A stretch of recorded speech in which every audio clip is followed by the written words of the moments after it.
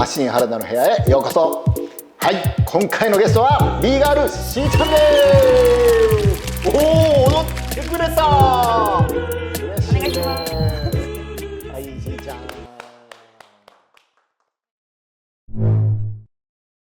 はい、今日は尼崎にあるスタジオフロー、エアリアルのポッケくんがやってるスタジオフローにお邪魔してます。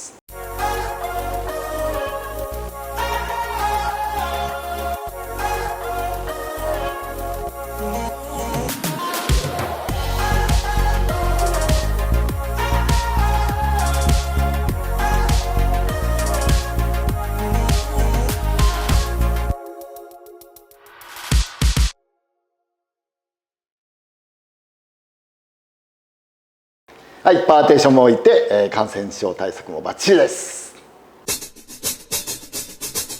簡単な自己紹介からお願いします。はい、B ガールしーちゃんです。チームはエアリアルとクイーンオブクイーンズです。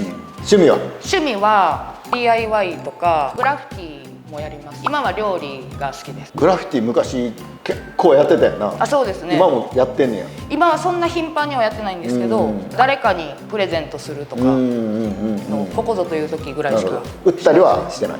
売ったりは今はしてないですね。昔売ったりしてたよな。昔はダッコテールさんに置いてもらって、はい。DIY はどんなものをやってる？今まで作ったのは、テーブルにタイル貼りまくって、チュニジア風テーブルとか作ったりしました。チュニジアからタイル取り寄せて。そうなの？そうなんです。本格的やん。そうなんです。現在の活動は？コロナ前とかは基本的にダンスのレッスンと英語のレッスンとイベントのジャッジ、ワークショップ、もうダンスだけで生きてるって感じ。そうですね。プラス英語で。英語は結構比重高いの？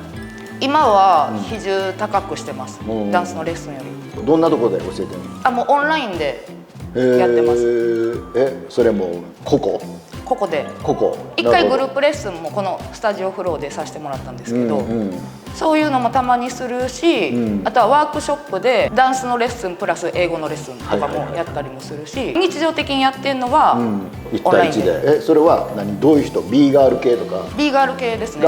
B ボーイとかも。要は B ボーイ B ガール英会話。そうですね。やっぱイベント行った時に英語わからなくて困る人いっぱいいるじゃないですか。私も困ってきたから、そういうのとかも教えれるし、基本的な英語とか日常会話から受験英語とかいろいろやってます。受験英語もやんねやってます。それは勉強しました。私も。もともと出会いはもう高校生で女子高生で、俺のレッスン受けに来て、あの頃は全然英語とか得意じゃなかったよな。もう全然です。もう赤点でしたね、英語だけは。どういうきっかけでその英語をやっぱり海外に結構呼ばれるようになってから？最初は LA に修行に行くって決めて、ちょっと身につけてから行きたいなっていうので行ったんですけど、その前にバトル・オブ・ザ・イヤーに98年と2000年にショーケースさせてもらったんですけど、その時に仲良くなった人たちとコミュニケーション取れなさすぎて、めちゃくちゃ悲しい。せっかく仲良くなったのに。そうです。仲良くなってる時もイエスイエスとかしか言えなくて、自分が言いたいこと全く言えずに、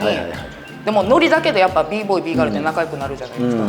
でノリで仲良くはなったけど、めっちゃ楽しかったとかまた会おうねとかも言えずにバイバイしたから、それで悔しい気持ちがずっと残ってて、で LA 行こうってなった感じです。それは英語の勉強も兼ねて？兼ねて。どれぐらい行ってたんですか？その時は4ヶ月です。そんな行ってたんや。一人で？一人で。でかなり上手くなった。それで？そうですね。それでちょっと問題あるかなぐらいの感じで、一応喋れますみたいな感じにはなりました。ドミトリーに住んでました。シェアルームみたいな感じで。シェアしてるのはもう外人やもちろん。シェアの人は日本人なんですよ。日本人なの？そうなんですよ。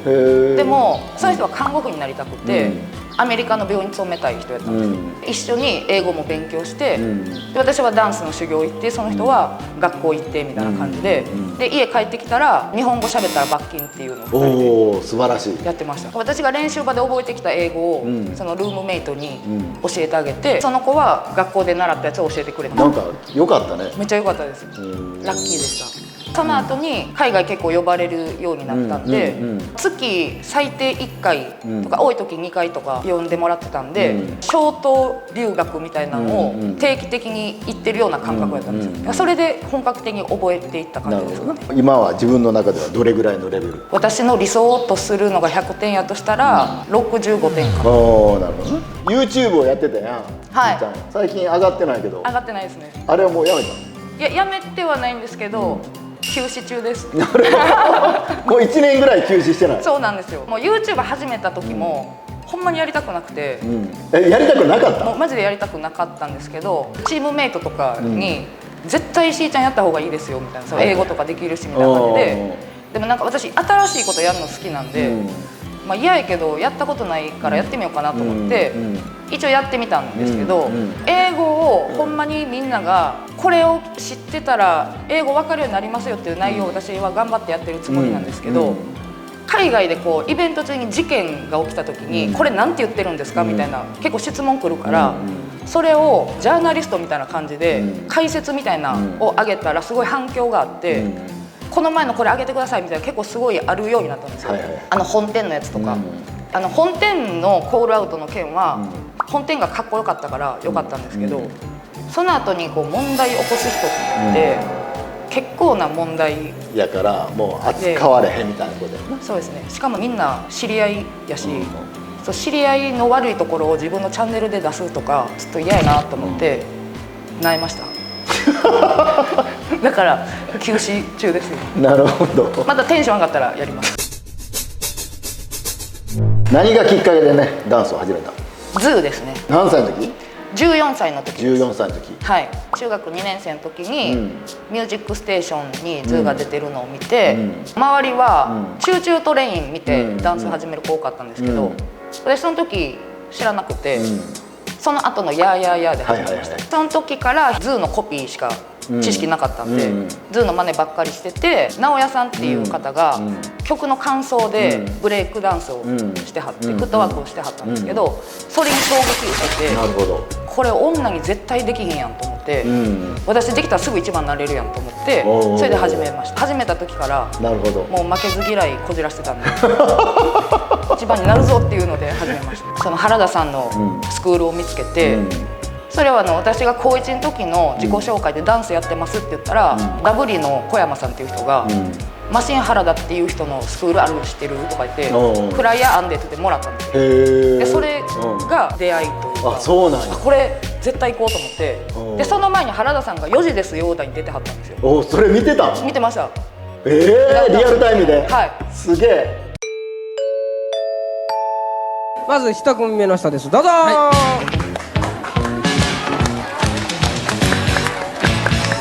はい、ようこそいらっしゃいました。はい、そちらからお名前とお年聞いてください。マシン20歳です。あ、この人4時ですよーだの人やと思って、やばいってなって、これは運命と思ってそれですぐ見学行って、それで通い始めて、で私はもう原田さんのこと知ってたんで、でもイメージ的にはもうダンス界牛耳ってる人みたいな。4時ですよーだは何年か前なんですよ。そうやろ、中学の時やろ。あ、そうですそうです。でそれ覚えてて、そのフライヤー見た時にあの人やってなって。よう覚えてんな。でも結構衝撃でしたそれは。もうレッスン行った時は、イベントとか多分やってはって。そうやな、もうアドヒップ始めた後やからね。そうですよね。ダンス嫌いと始めて、ほんでその後にレッスン始めたって感じ。そうですよね。イベントをやってる人、4時ですよだ出てたみたいな感じで、この人めっちゃすごい人やっていうイメージで行ったんですよ。なるほどな。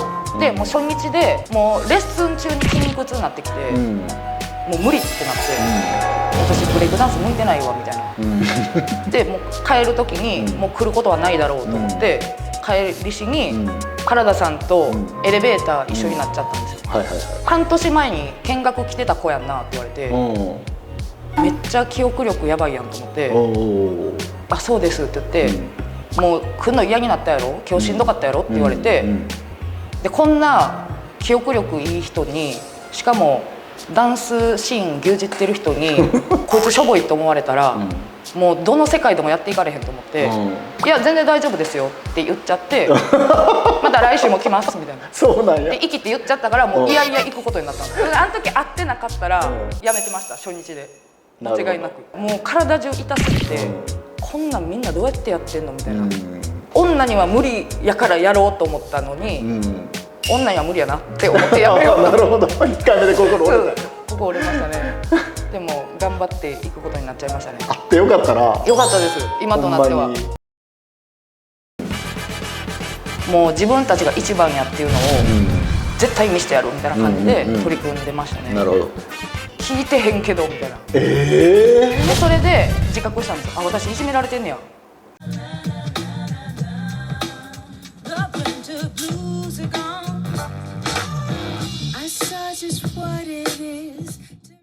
高評価チャンネル登録よろしくお願いします。 C チャンネルもよろしく。